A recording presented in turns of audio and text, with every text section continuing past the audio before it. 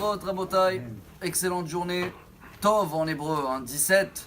Et c'est vrai, je tiens à remercier tout le monde, ceux-là qui sont en Israël ou partout, de bien prier pour nous, parce que voilà, on a une petite mini-tempête, mais beaucoup de pluie, c'est ce qui est important.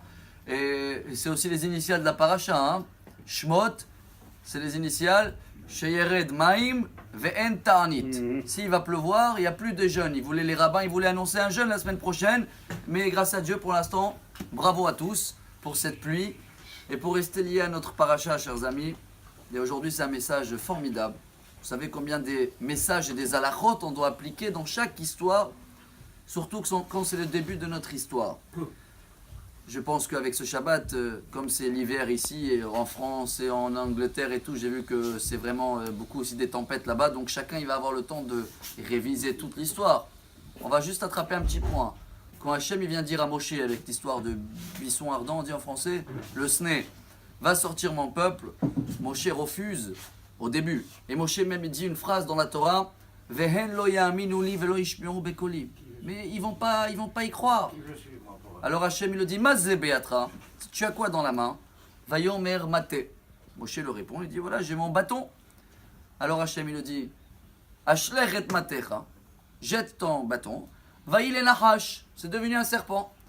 Vayanos Moshe mipanav. Moshe il a eu peur, il s'est sauvé. Hachem il a dit t'inquiète pas, viens par derrière et Hos biznavo, prends-le de la queue. Et dès qu'il a attrapé le serpent de la queue, Vaïl et Mate bechapecha, c'est redevenu un bâton. Ça c'était le premier miracle que Hachem a montré à Moshe pour le faire comprendre. Selon Rashi, deux choses. Un, tu as dit qu'ils vont pas y croire, c'est de la Shonara, Moshe Rabbeinu.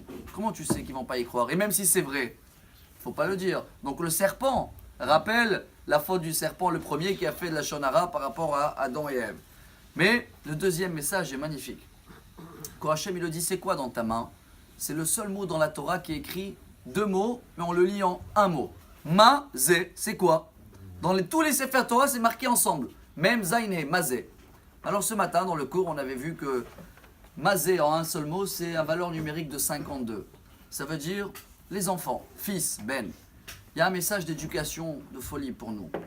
Que même si on tient le bâton, l'enfant, dans notre main, et on veut que l'éducation soit droite dans notre chemin, des fois, quand on veut, on ne veut pas, dès qu'on a lâché le bâton, ça veut dire les enfants, ils sont plus là, ça peut devenir pas droit. Ça peut devenir comme un serpent.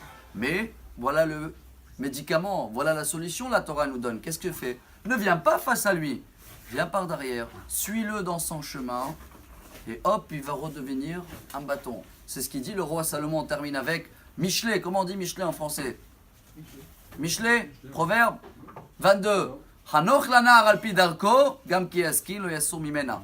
Prends les enfants sur le chemin à eux, et tu vas voir que ils seront toujours droits. Et comme ça, Bezrat Hashem, avec ces messages-là, avec cette pluie-là, il nous reste que à recevoir Mashiach sur le droit chemin. Amen. Très très vite. Shabbat Shalom, bonne journée à Marabiela.